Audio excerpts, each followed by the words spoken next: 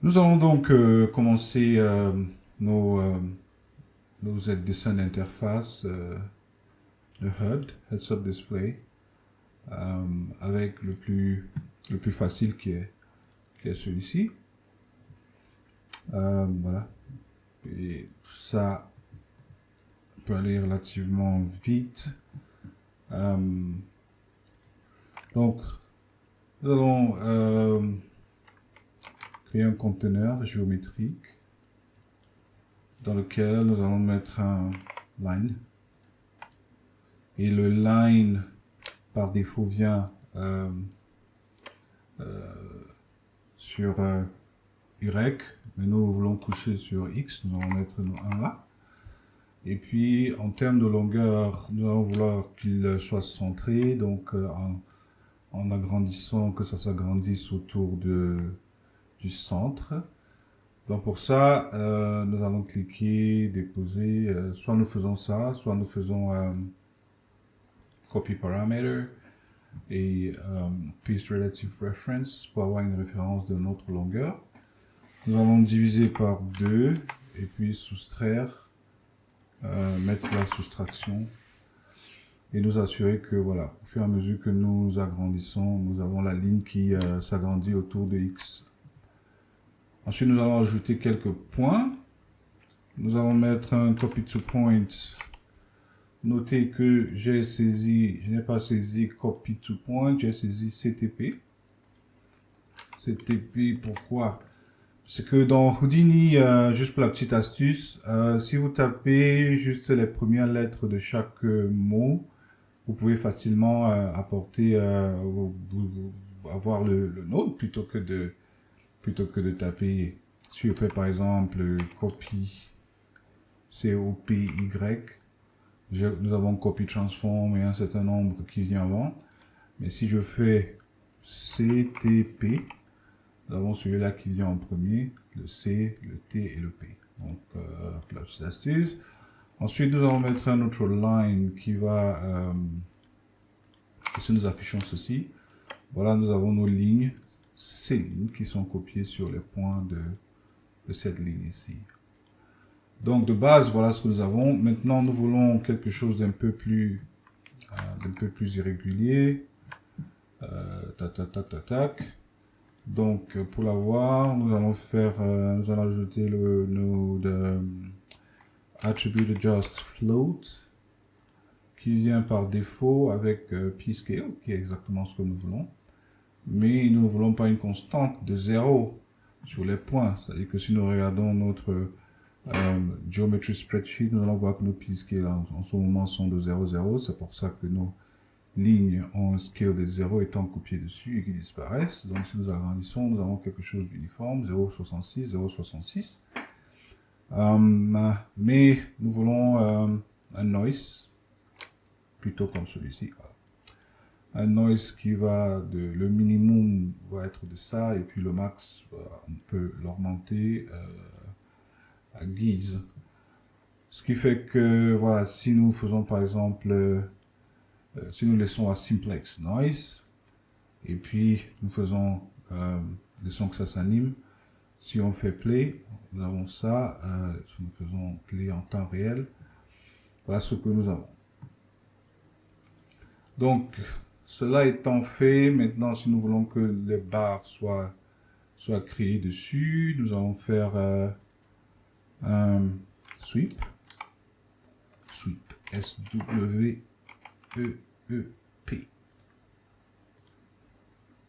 Voilà. Faisant le sweep, nous avons plutôt des cylindres, mais nous ne voulons pas des cylindres, nous voulons un ribbon. Et le ribbon vient, déjà il a plusieurs colonnes, nous n'en voulons pas, nous voulons 0 colonne. Ensuite, en termes de largeur, mais pour le hop correspondant à l'axe qui est considéré comme le haut de la surface, nous voulons que tous nos axes soient orientés sur Y, sur Z, je vous en prie. Donc, voilà ce que nous avons en ce moment. Maintenant, pour la ligne du dessous, pardon, il y a plusieurs façons de procéder. Il y a, laquelle nous allons choisir. Nous allons faisons juste une copie de ça. Voilà. Et nous faisons un autre copy to point, CTP, là, que nous mettons là. Sauf que maintenant, notre ligne, si nous faisons ceci, nous avons la même chose. Mais nous voulons que cela soit inversé. Donc, soit nous allons inverser nos lignes, ou bien nous allons faire un simple transform, par exemple. Nous allons ôter nos lignes plutôt vers le bas. 90, pardon, 180 degrés. Plusieurs façons de procéder. Hein. Vraiment, ici, on peut voir ça de différentes façons.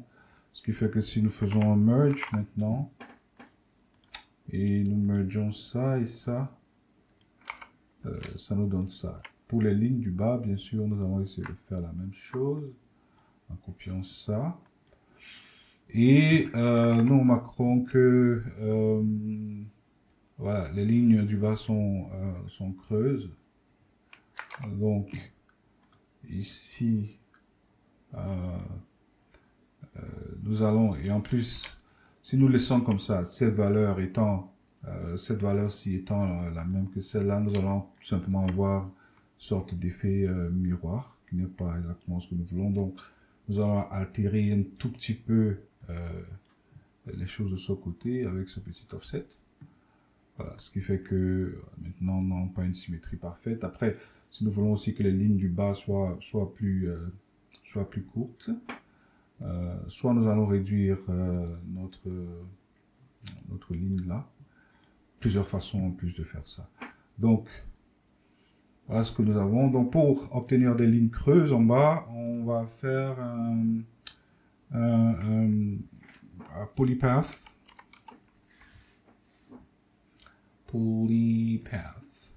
Que nous allons mettre ici pour avoir voilà, des lignes là. Et en ce moment, ce ne sont que des courbes. Il n'y a pas de géo en réalité. Donc, nous allons ajouter un autre sweep ici pour avoir une véritable surface en bas. Même chose, ribbon, réduire la taille encore plus. Oups, trop. Voilà ce que nous avons maintenant. Voilà pour les lignes du bas. Après, pour monter l'épaisseur un tout petit peu plus. Donc, nous avons déjà quelque chose qui ressemble à ça. Et peut-être augmenter un peu la longueur ou bien l'espacement entre les formes. Voilà. Et maintenant, une chose qui manque, c'est cette ligne-là. Nous pouvons directement copier celle-ci pour l'ajouter là. Et puis, en ajoutant une autre transform entre les deux. Oups. Le CTRL Z.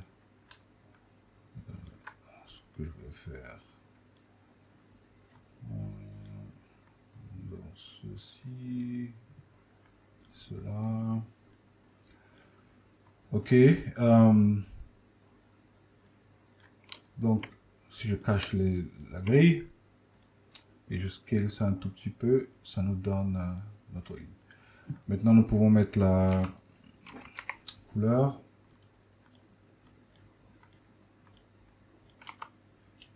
Quelle couleur nous allons mettre? Nous allons prendre une couleur comme celle-là, modifier un tout petit peu. Voilà, et laisser sur les points. Ensuite, nous allons faire Alt-clic ici pour ajouter notre couleur que nous allons utiliser plus tard. Donc, là, nous avons déjà cette forme-ci en ajoutant notre couleur sur les points. Maintenant, nous avons la liberté donc d'allonger notre ligne et d'augmenter le nombre de barres. Voilà un peu. Maintenant, pour cet axe, comment est-ce qu'on va procéder? Ah, pardon, j'ai oublié d'ajouter aussi un sweep ici, pour avoir aussi un peu d'épaisseur sur cette ligne. Voilà, quelque chose comme ça. Sauf que, comme sur l'autre, nous voulons que ça regarde de ce côté. Pareil ici, nous voulons nous assurer que notre ligne est toujours face à Y. Trop épais, bien sûr. Donc, diminuer un tout petit peu. Voilà ce que nous avons pour cette partie-ci. Maintenant, pour l'autre axe. Pour avoir quelque chose de flexible, hein, s'assurer que si nous agrandissons, parce que nous pouvons, il y a plusieurs façons de faire, mais si nous voulons nous assurer que qu'en agrandissant cette ligne, notre ligne des axes X et Y s'agrandit aussi, nous allons partir avec, nous allons déjà prendre la taille de notre courbe, de notre forme entrante en considération avec un bound. Maintenant, le bound vient par défaut en forme de box. Nous allons mettre en rectangle. Et au lieu de ce que ça regarde sur Y, nous allons nous assurer que voilà, l'autre truc fasse à Z. Ce qui fait que nous avons quelque chose comme ça. En faisant un merge ici pour essayer de voir les deux formes ensemble. En mettant ça, ensuite ça. Voilà ce que nous avons.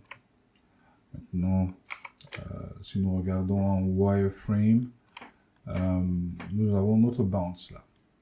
Maintenant, nous allons donner un petit jeu à gauche ou bien de tous les côtés, afin que le bounce ne soit pas... Parce qu'en ce moment, le bounce est vraiment limite avec les frontières de notre forme, quoi. Bounce voulant dire barrière ou bien frontière. Donc nous allons nous donner un tout petit,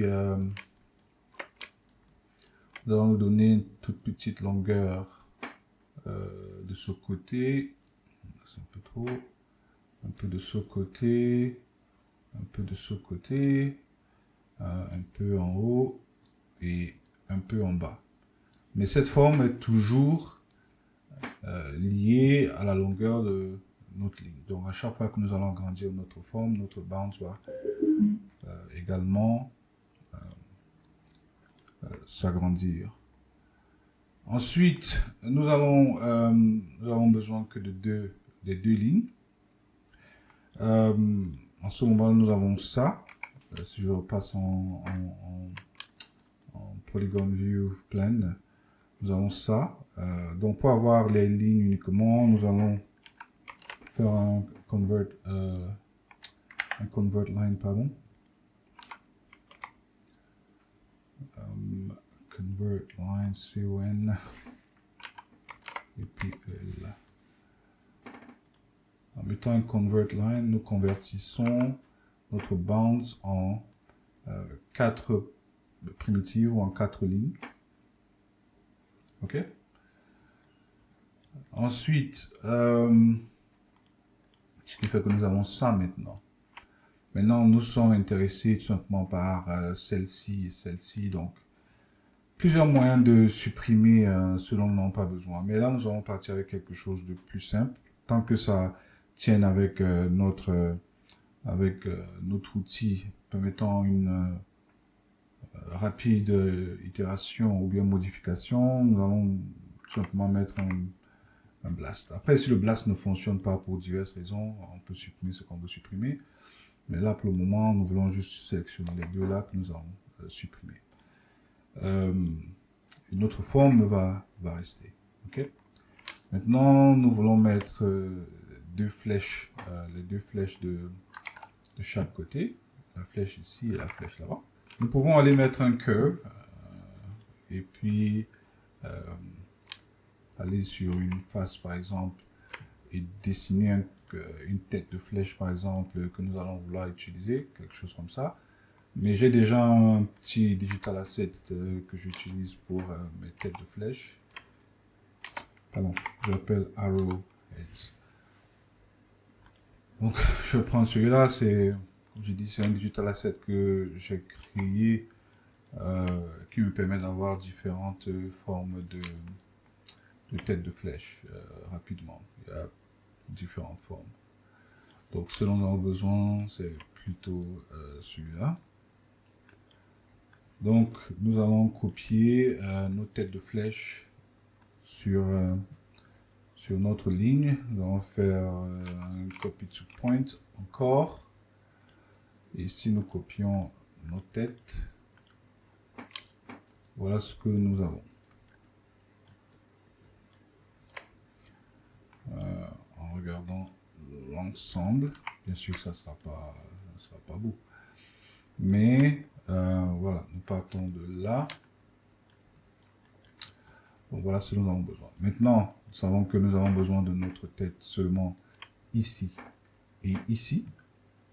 Ok, donc nous allons supprimer, nous allons déterminer le numéro des points que nous aurons besoin, dont nous aurons besoin. Et pour faire, il y a encore plusieurs façons d'approcher l'affaire, mais nous allons par exemple plutôt faire, faisons un sort. Parce que en ce moment, voilà ce que nous avons. Nous avons 0, 1 et 2. Et en ajoutant un sort, nous pouvons plus facilement modifier l'ordre des numéros. Et déjà même, je voudrais que qu'on sépare les deux lignes. Comme c'est deux primitives, nous allons faire for each primitive. Nous allons mettre là, afin de traiter chaque primitive à part. Donc, si je vois un seul point, si j'ai la première ligne, je vois que j'ai mon 0, ici j'ai mon 1. Si je vois le deuxième, je vois que j'ai mon 1 plutôt en bas, j'ai mon 0. Donc, je ne peux pas automatiser ce processus à moins d'une façon ou d'une autre, de m'assurer que autant ici, si j'ai le 0 et le 1, autant ici, j'aurai également le 0 ici et le 1 là, afin de copier ma tête de flèche sur le point numéro 1 ou le point numéro 0. Bref, et je peux facilement faire ça en mettant un sort. Parce que qu'est-ce que le sort fait, c'est qu'il réordonne le numéro des points.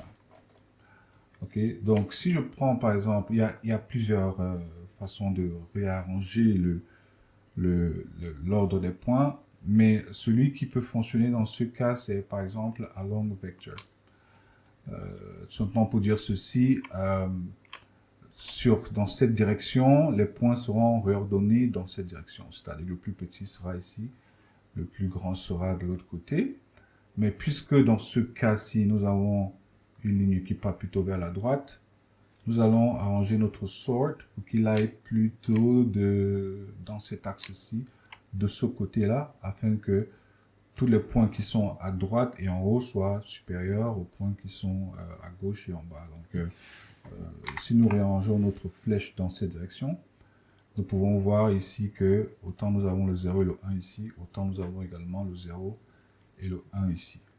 Ce qui fait que si nous prenons notre copy to point et que nous mettons là à l'intérieur, pardon, sur notre ligne, nous pouvons donc facilement lui dire de copier uniquement sur le target point numéro 1, uniquement. Ok? Ce fait qu'à chaque fois, nous aurons, si je regarde, Et je remets ça pour voir tous les points. Voilà, nous avons notre flèche ici et là-bas. Maintenant, la direction, l'orientation n'étant pas bonne, je vais essayer de réorienter la ligne. Voilà, pour avoir ça.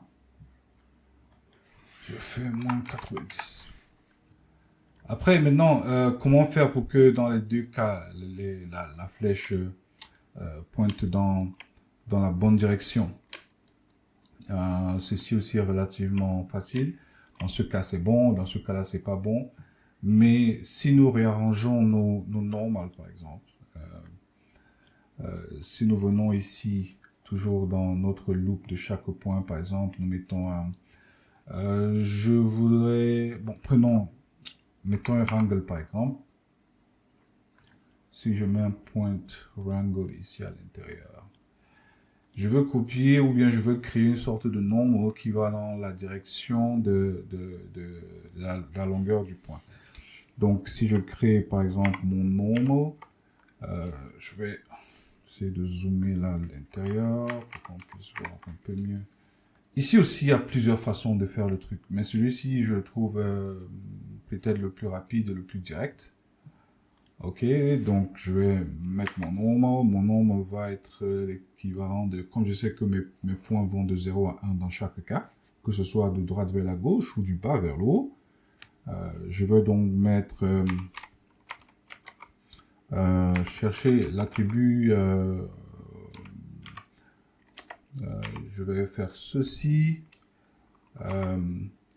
point attribute, en prenant la position de chaque point et puis en faisant une soustraction, c'est-à-dire que le point numéro, je vais soustraire le numéro, et puis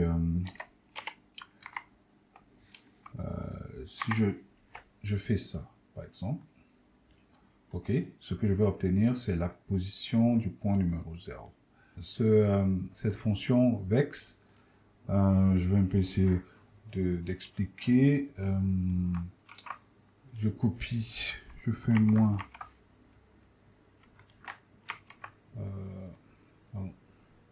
Je fais CTRL-C, CTRL-V. Là, au lieu du point numéro 0, je veux le point numéro 1.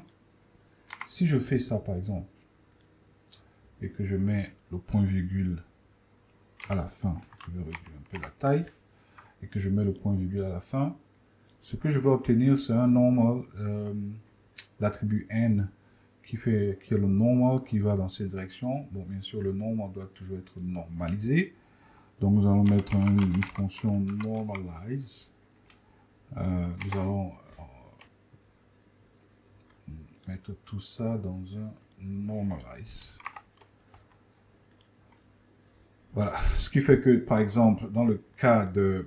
Si nous allons voir ce que nous avons fait, pour le moment, on se sépare de ça. On prend ça directement là. Je vais juste vous montrer ce que nous avons. C'est-à-dire que dans le cas de ce point-ci, par exemple, si nous prenons ceci, nous allons voir qu'en prenant le numéro de points, ce que nous venons de faire ici, en fait, c'est de dire, prends la position du point numéro 0, tu soustrais au point numéro 1. Et si j'affiche mes normales, vous allez voir que, voilà, en faisant soustraction de cette position, moins cette position, j'ai un normal qui pointe dans cette direction-là. Et si j'affiche l'autre deuxième, j'ai la même chose. Un normal qui affiche du 1 vers le 0. Maintenant, on peut facilement inverser si on veut l'inverse, mais c'est pas plus important. Plus important, c'est que nos lignes, ou bien nos flèches, pardon, pointent dans la même direction. Bien sûr, avec le normal que nous avons ajouté, il serait idéal pour nous d'ajouter aussi un hop, afin de savoir de quel côté sera le haut. Et comme depuis le départ, notre hop normal est Z, nous allons avoir 0, 0 et 1 pour que notre flèche également prenne son hop de ce côté. Donc, si nous faisons maintenant correctement notre rotation de nos flèches, de notre tête de flèche, faisons ceci.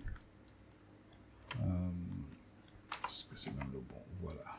Si je fais ça, c'est pas le bon. Si je fais ça, voilà. Si je fais 90 ici. Donc maintenant, j'ai deux flèches qui pointent dans la même direction. Juste pour mieux voir, je vais agrandir les deux têtes. Donc j'ai deux têtes de flèches qui font face à la même direction. Donc ce qui nous donne au final quelque chose comme ça. Je vais cacher le normal. Donc ça, ce qui nous reste en dernier, c'est notre ligne qui vient d'ici. Donc je vais prendre la ligne qui vient de là. Et auquel, vous avez deviné, je vais ajouter un autre sweep. Je vais un peu réarranger ça. Pour avoir ceci. Et pour avoir ceci. Comme ça. On voit les deux distinctement. Bien sûr, nous avons notre ribbon 2 que nous pouvons ajuster la largeur. Et en ce moment, comme d'hab, notre hop, il fait un peu là aussi remettre sur X afin que voilà, notre ligne fasse toujours regarde toujours dans ce sens, et nous allons réduire la taille. Donc au final, en regardant en pleine face, voilà ce que nous avons si nous cachons d'autres grilles, et nous avons toujours notre flexibilité voilà. Donc si nous voulons faire un digital asset uniquement pour créer ce point, c'est relativement facile. Nous augmentons le nombre de points, etc.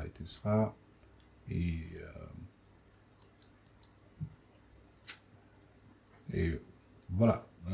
Si ici cette marge elle est trop grande, nous allons réduire un peu. Et voilà, donc au final nous avons ça qui correspond plus ou moins exactement à ça. Bien sûr, le reste étant tout simplement un problème de proportion. Nous pouvons très facilement gérer, c'est-à-dire que si nous voulons par exemple que nos lignes là soient un peu plus hautes, en faisant seulement ça, nous pourrons, voilà, agrandir. Donc voilà un peu pour le premier. Maintenant pour les rendus, cela je ferai ça dans une autre vidéo. Et là je voudrais tout simplement me concentrer d'abord sur la création des formes. Donc c'est là, voilà notre forme avec toute la flexibilité qui vient avec. Si vous avez un digital asset de tête de flèche un peu comme ce que j'ai, voilà, on peut changer la forme. Et n'oublions pas les couleurs. Voilà, ici nous n'avons pas de couleur, so on va ajouter notre color blanc. Et ici aussi, je pense pas que nous ayons une couleur. Voilà, non pas là. Nous allons mettre là. Donc, dans tous les axes, nous avons notre couleur. Donc voilà un peu. Pour le reste, vous pouvez être aussi créatif que vous voulez. Transformer ça en digital asset pour la création de ce type de graphe. À nous voir dans la prochaine vidéo.